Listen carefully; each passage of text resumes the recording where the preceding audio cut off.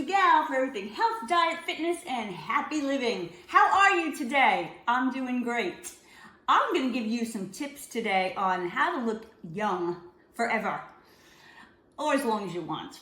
Anyway, I found this great doctor. He's a plastic surgeon in Troy, Michigan, and he talks about how to care for your skin, how to properly care for your skin to make you look that much younger, what products to use, what not.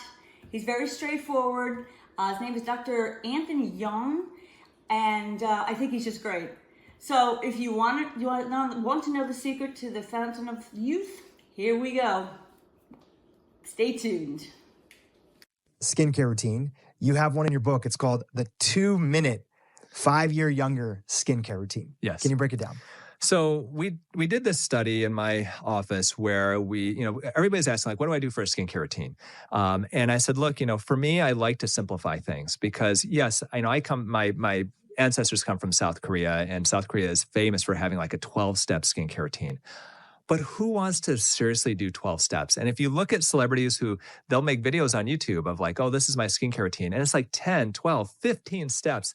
Who has the time for that? The vast majority of us don't. So what I wanted to do is basically try to create a skincare routine that is scientifically based, that anybody can do, and let's put people on it and let's see what happens if they do it. So we took people who had really not taken care of their skin. Like, they weren't people who are like sun worshipers, but they also weren't people who have been doing a lot of skincare in general.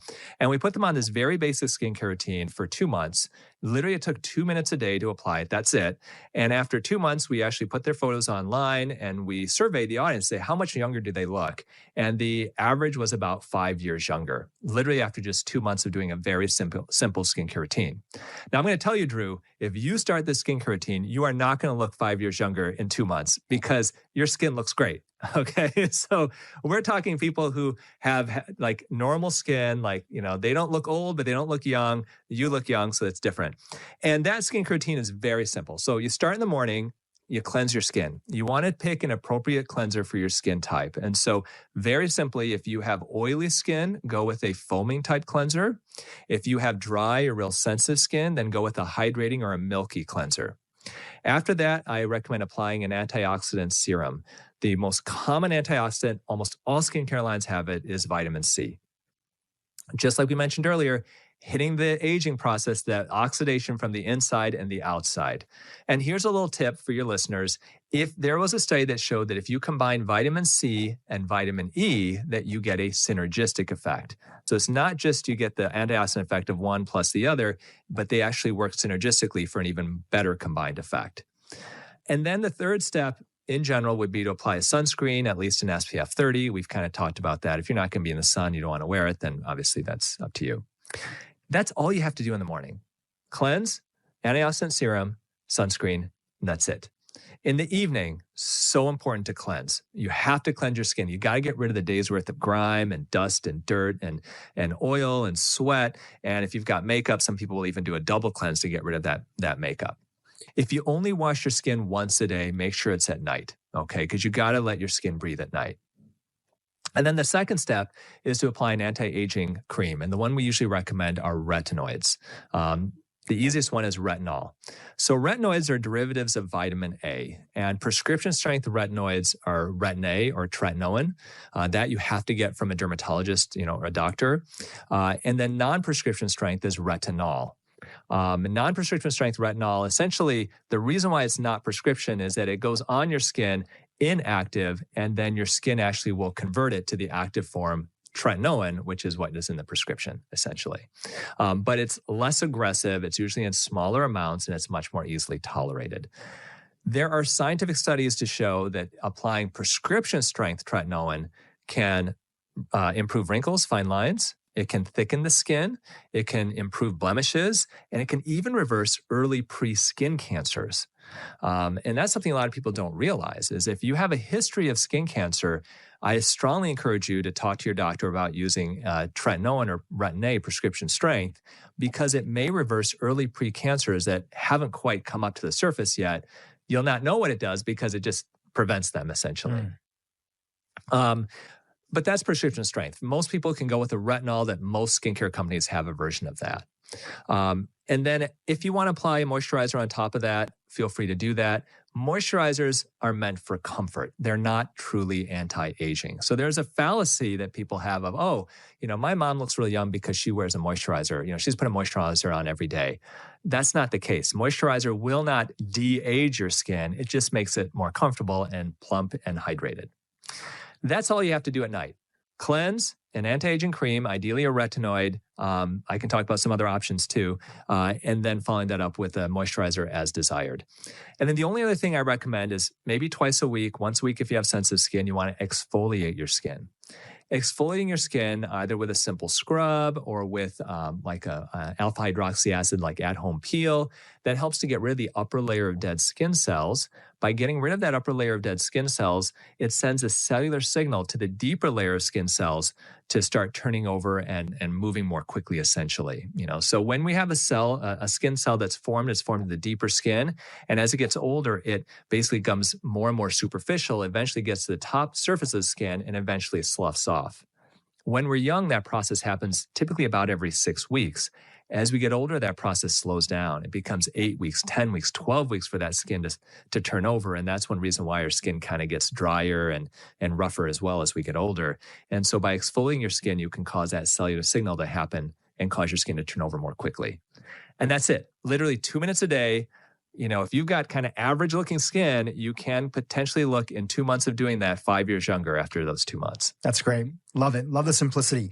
With retinol, is it accurate? You really shouldn't be taking it if you're trying to get pregnant or if you are pregnant? So retinol, retinoids, whether it's prescription strength or retinol, if you're pregnant or breastfeeding, we don't recommend it. I haven't seen any true science to show that it's harmful, but we do know that it can cross into the milk and potentially through the placenta into the baby. So it's something that we definitely discourage. Yeah. It's different than Accutane, which is isotretinoin. That we do know can cause birth defects and things like that. So that is a whole other story. Yeah, I think same with Botox, which my wife is not happy about right now because we're in the process of wanting to start a family one day. You can't have Botox. No. And we do know Botox can potentially cross one skin. We don't know of any potential harm for it, but we're not going to conduct those studies. Yeah. You don't want to be messing around. No, exactly. Yeah. So the foundation of what's there is just even with the 2-minute skincare routine, you can be proactive and take care of your skin. Unfortunately, I feel like, a lot of probably Gen X and older. I'm right on the cusp. I'm a millennial. I consider you a millennial. Yeah, you're a millennial. I was born in 82. Yeah. So I'm right on the cusp. But a lot of things that I hear from my friends and family who's right in that Gen X and definitely in that boomer generation above that is I wish I got started on taking care of my skin earlier. Yeah. And primarily, I wish I didn't damage my skin as much as I did, which of course, a big part of that is sun, but it's all these other things that we talked about in the beginning part of the interview that even a lot of people are not aware of: diet, lifestyle, stress, etc. So having a good foundational skincare routine, guys and girls, we all want to look good as we get older and we want to feel better. Now, let's talk about some of the other interventions that we can stack, starting with cost per intervention or time or downtime. What would you start with? What would you start off with? What is the high return on investment that would follow? So the first thing that I would recommend, and it's very interesting because this is a favorite of holistic health practitioners and plastic surgeons and dermatologists don't talk about it at all, is red light therapy.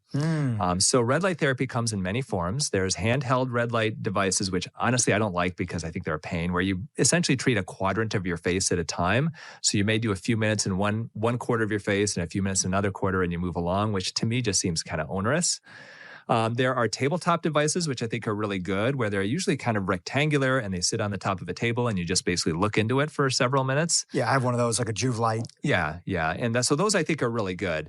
And then there are full body ones that you can put your whole body into. And then there are these creepy looking mask ones that a lot of people like, where it's a mask that you put on your face that has little holes for your eyes and your nose and your mouth, and it lights up and you look really creepy wearing it, but it's kind of funny. Yeah, you look like Jason on Halloween. Yes, exactly. So all of these devices work. The interesting thing what is the science behind it? And we don't know exactly why they seem to help. But the belief is that the red light, essentially, it's energy. Now, red lights, so for people who have not used it before, it is It's like laser light, but the best way to describe it, it's like a cold laser, like a laser pointer. So if you take a laser pointer and you point it at your skin, you can point at your skin for 10 hours and you're not going to cause a burn on your skin. There's no heat energy to it.